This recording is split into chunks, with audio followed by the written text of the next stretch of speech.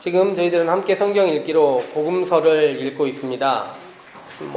저희 집에서는 함께 소리내서 지금 복음서를 읽고 있는데요. 성경을 소리내서 읽는다는 것이 여러 가지로 의미가 있는 것 같습니다. 각 사람의 목소리에 따라서 이 말씀이 들리는 울림이 다르니까 말입니다. 할 수만 있으면 일주일에 성경을 읽으실 때 한 장 정도는 묵음 말고 목독으로 말고 소리를 내서 한번 읽어보시는 것을 권면해 드리고 싶습니다. 성경을 아이들과 같이 읽다 보니 아이들이 가끔 성경 중간에 저희들 같으면 성경을 다 읽고 나서 질문을 할 거 아닙니까? 그런데 아이들은 그렇게 하지 않고 읽다가 갑자기 모르는 단어나 모르는 구절이 나오면 잠깐만요 하고 질문을 해서 성경 읽기에 우리 통상적인 방식, 한번 읽으면 쭉 읽어야 된다는 방식을 과감하게 무시합니다. 그리고 거기서 이야기를 하게 만들죠. 그리고 나서 다시 읽게 하는데 이 누가복음은 읽다 보면 이 1장에서 다른 부분들, 약간 시작 부분이 다른 성경과 다른 것 때문에 설명해야 될 필요가 생겼습니다. 그래서 아이들과 이야기를 나눴었는데요. 이 처음에 나와 있는 우리 중에 이루어진 사실에 대하여로 시작하는 이 누가복음. 이 누가복음은 누가복음의 저자가 자신이 예수님에 대한 이야기를 본 것도 아니고 자신이 말씀을 들은 것도 아니라는 것을 솔직하게 이야기하면서 시작합니다. 그리고 나서 누군가가 예수님에 대한 이야기 그리고 그것에 대한 말씀을 자신에게 전해주었다 이렇게 이야기를 하고 처음에 이렇게 얘기를 합니다. 내가 여러분들에게 말씀을 적어준 것대로 읽으면 여러분들이 그 알고 있는 바가 조금 더 확실해질 수 있습니다. 그런데 이 사람이 적는 방식을 뭐라고 적었냐면 차례대로라고 했어요. 차례대로. 순서대로라는 것입니다. 그런데 이 순서라는 것은 모든 사람에게 삶의 순서가 약간씩은 다 다르지 않습니까? 우리들 모두 다 삶의 우선순위가 모두 다 다르다고 할 수 있습니다. 똑같은 시간을 지냈어도 그 시간 안에서 기억하는 것이 다르듯이 사람들에게는 나름의 순서가 있는데 누가복음의 저자는 자기가 생각하는 차례에 따라서 하나하나 기록했습니다. 그리고 나서 이 사람이 1장의 서론에서 뭐라고 이야기하냐면 이렇게 하는 것이 좋아 보였습니다. 이렇게 이야기를 합니다. 설교를 끝날 때쯤 말입니다. 목사가 말씀을 전합니다. 그리고 나서 이 선포된 말씀의 마지막에 어떻게 끝내야 되느냐가 사실 약간은 어려움이 있습니다. 항상 선포하는 말씀이기 때문에 제 이야기가 아니라 하나님의 말씀이기 때문에 강하게 메시지를 주어서 모두 아멘 할 수 있을 만한 멘트를 만들어서 끝내는 것이 통상적으로는 우리가 교회에서 배워온 방식입니다. 그런데 누가복음을 읽다가 제가 예전에 생각했습니다. 성경으로 기록될 권위를 가질 만한 말씀을 가진 사람이 되게 약간은 째째하게 끝내는 거예요. 시작을 어떻게 시작합니까? 이렇게 하는 게 좀 좋아 보이네요. 이 정도로 어떻게 보면 말씀이라는 것이 우리들에게 전해질 때 각자의 이야기를 하는 것이고 이것이 선포된 말씀이지만은 약간은 바울의 표현에 따르면 두렵고 떨림, 이것을 내가 전하는 것이 진정 올바른 것인가에 대한 어떻게 보면 약간은 불안정함, 이런 것들이 좋아 보인다라는 표현, 이렇게 하면 좋겠습니다라는 표현으로 마칠 수밖에 없다는 것. 저는 누가복음을 읽으면서 그것을 배웠고 우리 성도들도 내가 아는 말씀이 이것이 100%라 100% 모든 것이다라고 생각하기보다는 이렇게 읽는 것이 더 좋아 보이겠구나. 이것을 쌓아가는 것이 우리의 신앙생활이지 않을까 생각해 보는 것입니다. 이 순서대로 차례대로라고 얘기하다 보니까 어쩔 수 없이 반복이 되고요. 어쩔 수 없이 삭제가 됩니다. 자기가 들은 이야기를 재정리해야 되기 때문입니다. 제가 여러 번 이야기 드렸지만 성경은 시간의 흐름에 따라서가 아니라 의미의 흐름에 따라서 기록된 것입니다. 그래서 마태복음하고 마가복음에서는 기적에 대한 이야기를 이렇게 기록했는데 누가복음에서는 예를 들면 한 덩어리를 떼가지고 잘라내버려요. 학자들은 누가의 큰 삭제라고 이야기를 합니다. 차례대로 설명하다 보니까 반복해야 될 구절도 있지만 다른 것, 자기가 들었던 이야기 가운데서 일부를 빼어내기도 하는 것입니다. 이렇게 삭제된 구절들이 있는가 하면 누가복음은 여인들에 대한 이야기를 무척 반복하고 있습니다. 그리고 10장 부분부터 시작해서 19장까지 어떤 이야기를 반복하냐면 재물에 대한 이야기, 물질에 대한 이야기를 집요하게 반복을 해요. 그리고 누가복음에서 다른 복음사와 약간 다른 이야기 중에 하나가 기도에 대해서 여러 번 반복을 하고 있습니다. 이것은 누가복음을 저희가 이번에 읽기 때문에 그 중에 하나밖에 이야기할 수 없지만 추후에 다시 누가복음을 한번 설교를 하면서 이렇게 반복되는 지점들에 대해서 이야기해 보려고 생각하고 있습니다. 오늘 말씀을 읽고 오늘 주보의 앞모습 앞장 그림만 봐도 오늘은 기도에 대한 이야기를 하시겠구나, 기도에 대한 이야기라는 것을 알 수 있습니다. 누가복음에서 기도에 대한 구절들이 이렇게 몇 번 나오는데요, 우리가 읽은 구절들이 대표적인 구절입니다. 첫 번째는 주기도문 끝나고 나서의 이야기, 두 번째는 간청하는 과부에 대한 이야기, 그리고 세 번째는 바리새인과 세리의 기도에 대한 이야기입니다. 이 세 가지 기도 이야기가 내용 약간 다르고 안에 있는 이야기의 대상이 되는 사람들도 약간 다르죠. 그런데 이것이 자세히 보면요, 이 기도가 이루어진 예수님께서 그 대상들을 이야기하는 장소도 약간 차이가 있는 것을 볼 수 있어요. 첫 번째 이야기는 마을 사람들이 서로가 누구 집에 뭐가 있는지를 다 알만한 시골 마을입니다. 옆집 가면 빵이 누구 집에 몇 개가 있는지를 다 알만한 곳들이에요. 함께 빵을 구웠든지 아니면 서로에 대해서 밀접한 관계를 갖고 있는 시골 마을입니다. 두 번째는 뭐라고 나와 있냐면 도시라고 나와 있어요. 어떤 도시. 나중에 설명을 드리겠지만 이 도시는 모든 사람들이 서로를 알지 않는 그런 공간인 것 같습니다. 그리고 세 번째는 성전입니다. 이 세 가지는 전부 비유이기 때문에 이것이 진짜 그렇게 된 것이 아니라 예수님께서 가정한 이야기를 누가가 적었다는 것을 기억해야 됩니다. 우리가 처음에 이걸 읽다 보면 기도할 장소, 이런 곳에서 저런 곳에서 기도를 해야 되는구나, 장소를 설명해 주는 것처럼 보이지만 장소에 대한 이야기가 아니라 그 장소에서 어떤 대상, 기도와 어떤 사람들이 연관이 있는지를 오히려 더 구체적으로 채워가는 것을 볼 수 있습니다. 누가는 어떻게 보면 현실 기반에서 세 가지 이야기를 하는데 장소 개념을 따로 이야기를 하고 장소에 있는 사람들 이야기를 따로 하고 그 사람들의 구체적인 기도의 내용을 따로 다루고 있습니다. 근데 저는 오늘 장소와 대상에 대한 이야기만 하고 그 구체적인 내용은 다루지 않을 계획입니다. 혹시 나중에 기간이 되면 이 내용에 대한 이야기를 한 번 더 살펴보도록 하겠습니다. 첫 번째 기도의 대상은 타인을 위하여 기도하는 것입니다. 누군가가 나에게 내 뒤에서 무엇인가가 필요가 있는 사람, 그 타인을 생각하면서 기도하는 것이고, 두 번째는 우리 읽은 본문에 나와 있지만 이따 다시 설명을 하겠지만 정의를 위하여 기도하는 것이고, 세 번째는 나 자신을 생각하며 기도하는 방식입니다. 오늘 읽은 설교의 본문 첫 번째 구절 18장 1절 위 앞에 있는 구절 말고요, 두 번째 단락의 첫 번째를 보면 예수께서 그들에게 항상 기도하고 낙심하지 말아야 할 것을 우리에게 비유로 말씀했다고 얘기했습니다.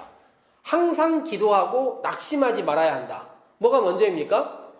항상 기도하는 게 먼저죠. 항상 기도하면 어떻게 된다는 거예요? 보통 낙심한다는 것입니다. 항상 기도해보면 기도가 잘 이루어진다고요? 안 이루어진다고요? 안 이루어지기 때문에 뭐 한다고요? 낙심합니다. 그런데 우리는 낙심할 일이 없어요. 왜요? 항상 기도하지 않기 때문에 낙심할 일이 없는 것입니다. 그래서 예수님이 오늘 하신 이야기는 우리에게 낙심 좀 해봐라, 이런 이야기예요. 마음 가운데서는 낙심 좀 해봐라, 상처도 받아보고 기도하다가 왜 이렇게 안 이루어져? 이런 마음을 느껴봐라, 이것입니다. 우리는 그런 마음 잘 모르고 살아왔기 때문에 그런 마음 한번 느껴봐라, 이런 의도로 이야기했다고 말할 수 있습니다. 물론 마지막 얘기를 들어보면 약간은 다를 수가 있겠지만 말입니다. 어쨌든 우리가 기도해야 될 이유를 찾기 위해서 낙심이든 뭐든 왜 기도를 해야 되는지 이유를 찾기 위하여 세 가지 이야기를 한번 살펴보도록 하겠습니다. 먼저 나와 있는 우리 성경에서 읽었던 단락을 보면 예수님은 제자들이 예수님께 찾아와서 이야기를 해요. 우리에게 기도 좀 가르쳐 주십시오. 그랬더니 예수님께서 기도의 내용을 우리가 잘 아는 주기도문의 내용을 이렇게 설명해 주시는 것입니다. 아버지의 이름을 거룩하게 하시며 나라가 임하시며 막 이렇게 설명을 해서 쭉 설명을 해 주신 다음에 거기서 끝내시는 것이 아니라 여기서 이어서 한 가지 이야기를 더 하시는 것을 볼 수 있습니다. 어떤 이야기를 하냐면 너희 중에 누군가가 친구가 있는데 밤중에 말이에요, 친구가 자기 집에 찾아왔다는 거예요. 자기 집에 찾아와가지고 하는 이야기가 우리 집에 누가 손님이 찾아왔다는 것입니다. 그런데 우리 집에 먹을 것이 없으니 니네 집에 있으니까 빵을 좀 달라. 빵도 세 덩어리라는 것은 밤에 찾아온 사람들이 우리가 흔히 생각하는 이 조그만 빵이 아니지 않습니까? 식용으로 먹을 수 있는 큰 빵 아닙니까? 그런데 이 빵을 세 덩어리를 달라고 하는 것은 무엇이냐면 손님에게 째째하게 조금 내놓는 것이 아니라 손님이 도저히 못 먹을 만큼 많이 내놔야 된다는 거예요. 왜냐하면 이렇게 하는 것이 당시 시대의 문화이기 때문입니다. 많이 베풀고 가진 것보다 더 많이 베풀려는 마음가짐을 가져야 한다는 것입니다. 최근에 저희 집에 말입니다. 가끔 밤 늦은 시간 10시고 11시고 벨이 눌릴 때가 있어요. 눌릴 때가 언제냐면 우리 아파트 바로 옆에 사시는 분이 옆에 집에 사시는 분이 빵을 밤에 가져올 때가 있습니다. 뭐 빵집을 어떻게 관련이 있으신 것 같은데 뭐 좋은 빵이에요. 그런데 이게 밤 늦게 갑자기 누가 벨을 누르고 나가보면 빵을 이렇게 주신단 말이에요. 근데 빵이 좋은 빵이에요. 맛있는 빵인데 이게 어쩔 때는 이런 늦은 시간에 말이야 이런 생각이 듭니다. 뭐 낮에 갖다 주거나 초저녁에 갖다 주면 좋을 텐데 너무 밤늦게, 그리고 지금 먹을 수도 없는 시간이고 어차피 내일로 미뤄야 되다 보니까 제가 그런 생각을 했어요. 누가 빵을 가져다 줘도 이게 그다지 밤늦게 행복하지 않다는 말입니다. 그런데 누가 와서 그 시간에 빵을 달라고 했다고 생각해 보십시오. 이게 쉽지 않은 문제라는 것입니다. 그런데 당시 시대의 문화라는 것이 있습니다. 당시 시대의 문화가 대표적으로 환대, 명예 이런 것들이 있어요. 누군가가 우리 마을, 우리 지역에 찾아오면 뭘 해야 되냐면 그 사람을 위해서 최선을 다하여 베풀어야 되는 문화가 있어요. 그렇게 하지 않으면 그 지역이 불명예를 살게 된다는 거예요. 그래서 오늘 성경에 나와 있는 말 중에 성경에 간청이라고 나와 있지 않습니까? 누가복음 11장에도 간청이라고 나와 있고 누가복음 18장에도 간청이라고 나와 있어요. 그런데 이 11장에 있는 이 간청이라는 말이 엄밀히 말하자면 부끄러움이라고 말하는 것이 맞습니다. 만약 이것을 들어주지 않으면 내가, 당신이 부끄러워질 수 있다는 것입니다. 그러니까 기도한다는 것, 이것이 무엇이냐를 예수님은 이야기를 하면서 기도의 내용이 있는데 이 기도가 필요한 사람들 누군가가 있다는 거예요. 내 뒤에 있는 누군가. 빵이나 어떤 필요를 채우는 사람들을 위하여 누가 하는 것입니까? 내가 하는 거예요. 그 기도를 정말 필요로 한 사람들은, 그 기도를 해야겠다고 생각하는 사람들은 기도를 하지 않고 있는 거예요. 오히려 기도가 필요한 사람들도 있는데 그 사람들은 기도를 하지 못하고 있고, 그것을 누가 하는 것입니까? 우리가 대신하는 마음을 가지고 기도를 해야 된다는 것입니다. 두 번째는 18장의 이야기입니다. 이곳을 읽다 보면 뭐라고 나와 있냐면 하나님을 두려워하지 않고 사람을 무시하는 재판장이 있다, 이렇게 적혀 있습니다. 저는 이거 읽으면서 이것은 분명히 도시에 대한 이야기인데, 왜냐하면 시골에서 하나님 두려워하지 않고 신을 두려워하지 않고 사람을 무시하고 살아간다는 것은 여간해서 쉬운 일이 아닙니다. 타인과의 관계가 단절되어 있는 상태를 살아간다는 것이 시골에서는 거의 불가능에 가까운 일입니다. 그러니 이 사람은 도시에 사는 사람이에요. 그래서 앞에 그 장소 시점이 적절합니다. 그런데 그 사람에게 한 과부가 찾아옵니다. 그리고 우리 성경에 있는 말로 치자면 원한을 풀어주십시오라고 나와 있습니다. 그런데 본디 뜻은 정의를 얻도록 도와달라, 이것이 원래 뜻에 더 맞습니다. 한 과부가 하나님 두려워하지 않고 사람 무시하는 사람에게 찾아와서 정의를 얻도록 도와달라 이야기를 합니다.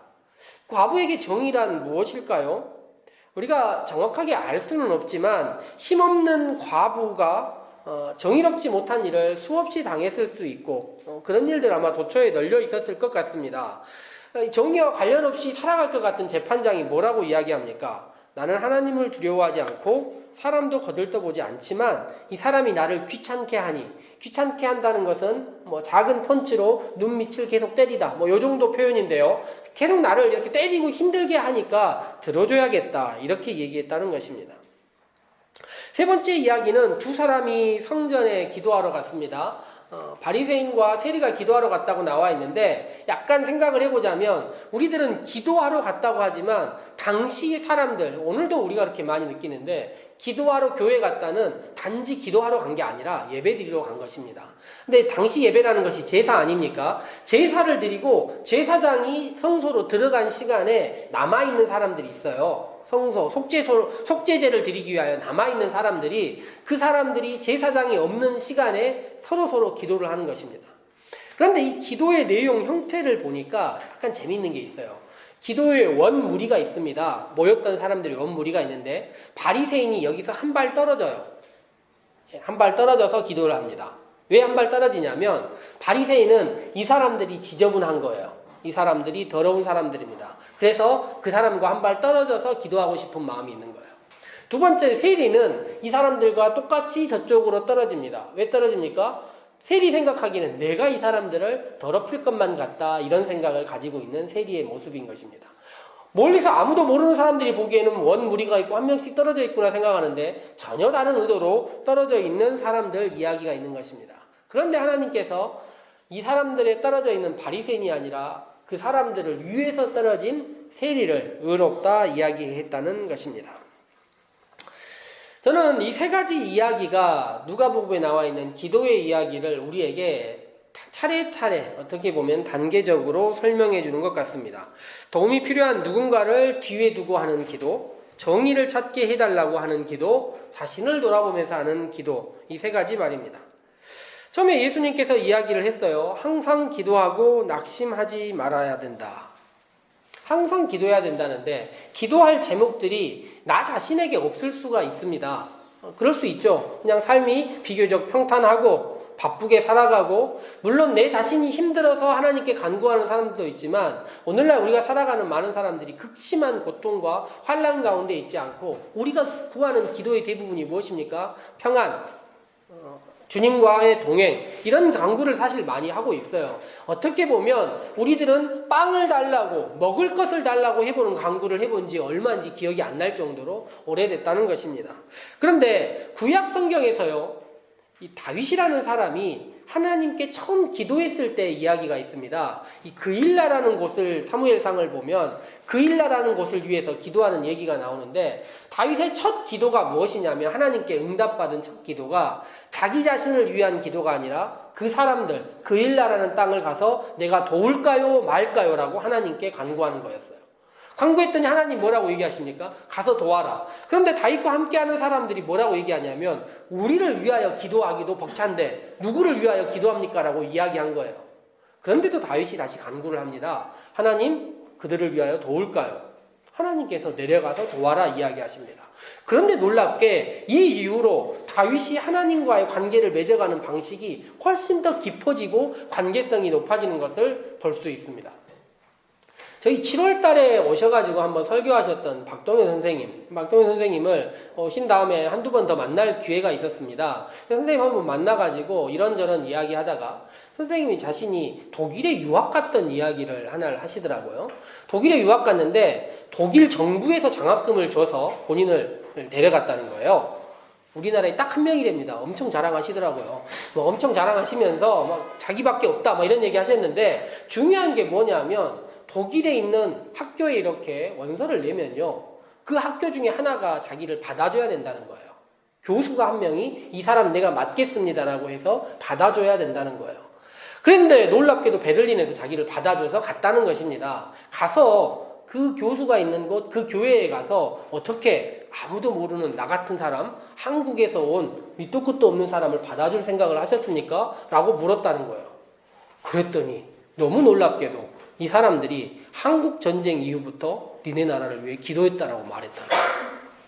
저는 이 얘기를 들으면서 기도하고 준비하는 사람들은 자기 자신을 바라보는 것이 아니라 내 뒤에 있는 사람들, 그들을 위해서 하지 않으면 어떻게 된다고 생각하냐면 그게 나에게 부끄러움이라고 생각하는 거예요. 신앙이라는 것이 그렇게 하지 않으면 안 되는 것이고 하나님도 그렇게 하는 사람들의 간구를 들어주신다는 것입니다. 우리를 위하여 기도하는 것이 있지만 우리가 아니라 우리를 넘어서 우리 뒤에 있는 누군가 타인들을 향하여 기도하는 그 이야기가 기도의 시작이라는 것입니다.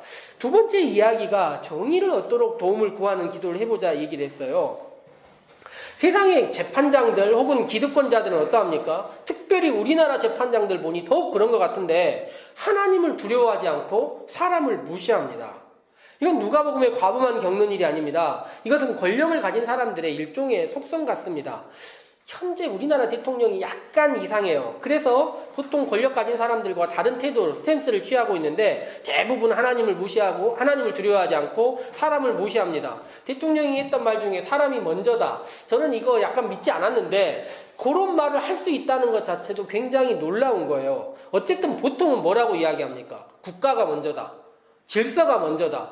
다 이렇게 이야기하는 것 아닙니까? 그런데 놀랍게도 오늘 성경에 나와 있는 이 사람이 뭐라고 이야기하냐면 하나님을 두려워하지 않고 사람을 무시한다라고 사람들에게 공개적으로 이야기를 한 거예요. 이 이야기를 하고 나면 어떻게 됩니까? 보통 이렇게 말하고 나면 사람들이 알아서 피하는 거예요. 특별하게 뭘 하지 않아도 됩니다. 나는 이렇게 나쁜 사람이야. 나는 거친 사람이라고 공권력에 있는 사람이 얘기하고 나면 아래에 있는 사람들은 알아서 피하고 알아서 숙이는 것입니다. 이것이 보통의 권력들이 자신을 유지하는 방식입니다. 겁박과 두려움을 주는 것. 하나님 무시하지 않고 사람에게 함부로 한다는데 어떻게 아무나 가서 내가 이렇게 해달라고 이야기를 할 수 있겠습니까? 그런데 놀랍게도 어떤 사람을 만납니까? 정의를 찾기 위하여 노력하는 사람. 어마어마한 권력이 있는 것도 아니고 힘도 없는데 뭔가 최선을 다해서 정의를 찾기 위하여 정의를 얻기 위하여 노력하는 사람을 만나는 것입니다.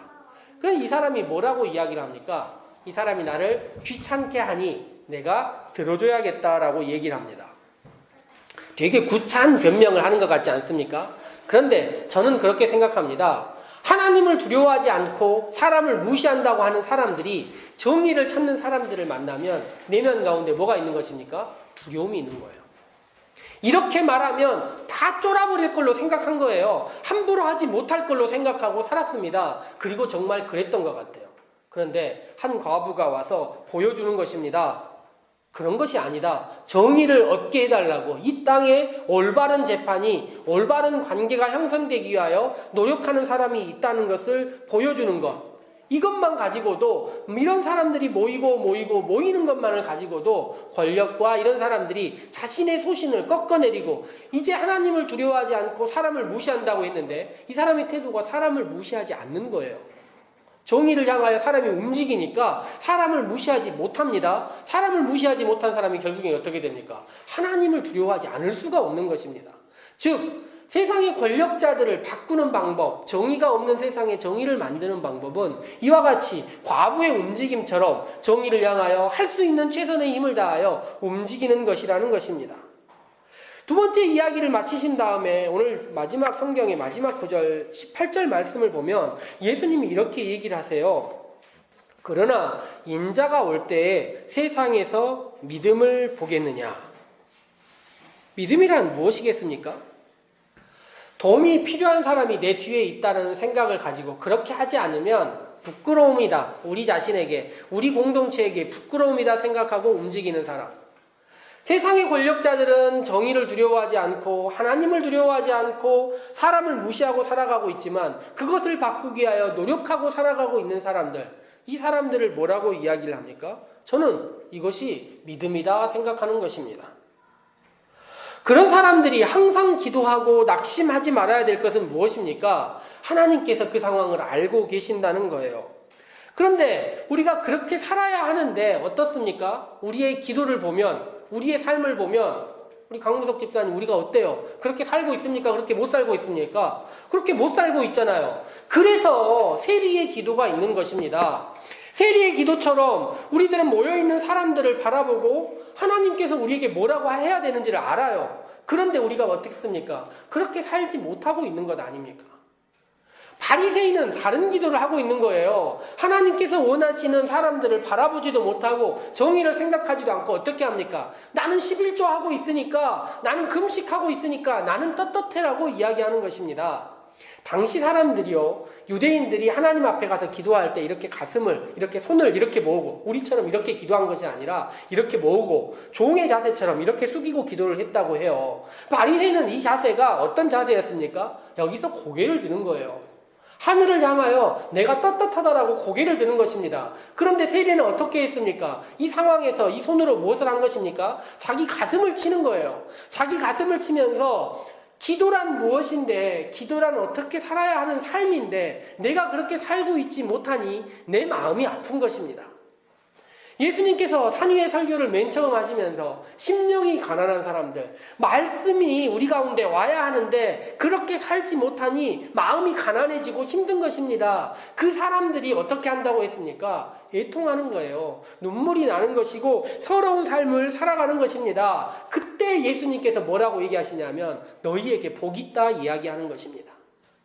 공동체를, 우리 자신을 보니까 올바로 살아야 하는 삶이 있는데 그 삶대로 살지 못하는 우리 자신을 보니 눈물이 나고 마음이 아픈 상태, 우리 뒤에 남겨진 사람들이 있는데 그들을 위하여 기도해야 되는 것 알고 있지만 그렇게 살지 못하는 우리가 미운 상태, 이 땅에 정의가 이루어지지 못하고 있는데 내 자신 아무것도 못하고 있는 것 같고 하다못해 주먹질 한 번이라도 해야 되는데 그렇게 살지 못하고 있는 내 자신이 미운 우리를 바라보며 가슴을 치고 있는 이 상태, 이 상태를 보고 하나님 뭐라고 이야기하시는 것입니까? 이 사람을 의롭다 이야기해 주신다는 것입니다.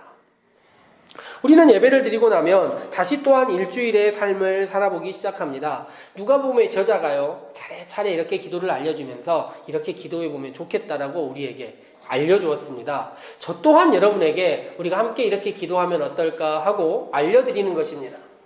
우리 뒤에 남겨져 있는 사람들, 세상에 많이 고통당하고 있는 사람들, 오늘 기도의 제목처럼 오늘 기도문 보면 이 나태주라는 사람이 기도하지 않습니까? 내가 외로운 사람이라면 나보다 더 외로운 사람을, 내가 비천한 사람이라면 나보다 더 비천한 사람을 내가 생각할 수 있는가? 이것이 기도라는 것입니다. 그렇게 한번 바라보고 생각해보고 이 땅에 하나님의 나라 정의가 이루어졌는지 다시 한번 생각해보면서 우리의 삶이 그것을 향하여 한 걸음 또 한 걸음 나가고 있다면 주님께서 우리 살림의 성도들 보고 의롭다 이야기해 주시고 우리 성도들의 마음에 위로를 주시고 너 참 복된 사람이다 이야기해 주실 것 같습니다. 함께 기도하시면서 우리의 기도를 향하여 한 걸음 더 나아가는 우리 기도를 생각하면서 다시 한번 함께 머리 숙여 봅시다.